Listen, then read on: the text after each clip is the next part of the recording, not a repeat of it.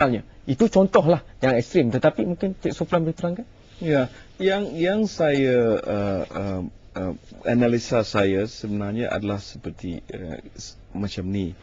Kalau kita biarkan seperti yang saya sebutkan tadi daripada semenjak kemerdekaan, wujudnya parti-parti yang tidak inklusif, maknanya cuma mewakili hak-hak kepentingan orang-orang Cina ataupun orang-orang bukan Melayu ataupun cuma orang Islam dengan erti kata cuba menjalinkan satu negara berbentuk negara Islam, di mana parti-parti tersebut cuma dapat menarik minat daripada segolongan masyarakat di Malaysia, maka akan wujudnya sekiranya parti-parti tersebut betul-betul berjaya menarik minat, akan wujudnya ketidakstabilan.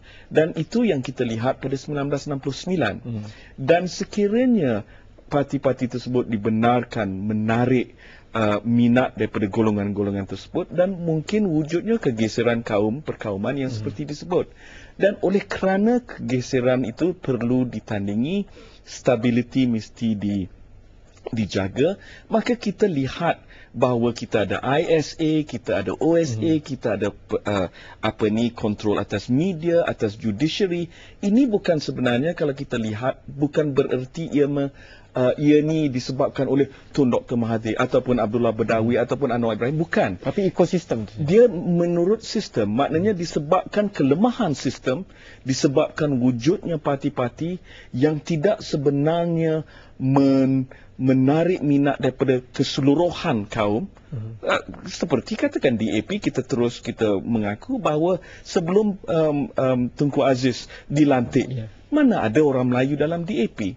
Sama juga dengan PAS, mana ada orang Cina dalam PAS? Dan kalau kita terima yang hakikat bahawa sekiranya parti tersebut menarik minat golongan-golongan, sudah tentu akan ada kegeseran kaum yang sekarang ditandatangani dengan seperti yang saya sebut, kontrol pada media, kontrol ISA, kontrol OSA dan segala-galanya.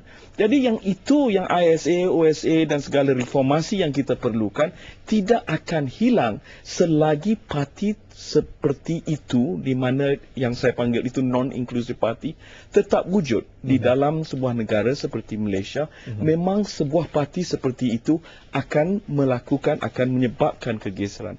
Jadi model saya sebenarnya adalah berasaskan supaya kita menerima sebagai satu masyarakat yang matang bahawa dalam beberapa tahun akan datang kita perlu menerima sebagai di Amerika, di negeri-negeri di England, di Europe dan di tempat-tempat lain, sebuah sistem multi-party. Ada dua parti yang mungkin gergasi, tetapi kegegasian itu mestilah dengan bentuk di mana parti tersebut betul-betul mewakili kehendak bukan saja golongan orang Islam ataupun golongan bukan Melayu, atau dia mesti betul-betul menuntut kehendak dan kemahuan orang Malaysia amnya, dan ianya mungkin berbentuk sebagai satu special interest coalition, dan saya gunakan term itu di mana parti-parti yang mewakili hak-hak khas seperti parti Melayu, parti Cina, parti India wujud sebagai satu coalition atau special interest coalition, dan dengan coalition itu mewakili keseluruh pandangan Malaysia,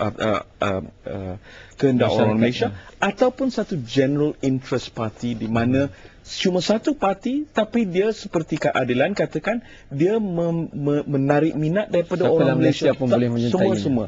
Tapi kalau kita ada seperti sekarang, masih lagi walaupun dalam Pakatan Rakyat satu kedudukan di mana ada parti keadilan dan kita ada PAS dan DAP, mungkin sekarang nampak stabil, tapi yang seperti yang saya sebutkan dulu, kalau dalam masa, sebab kalau saya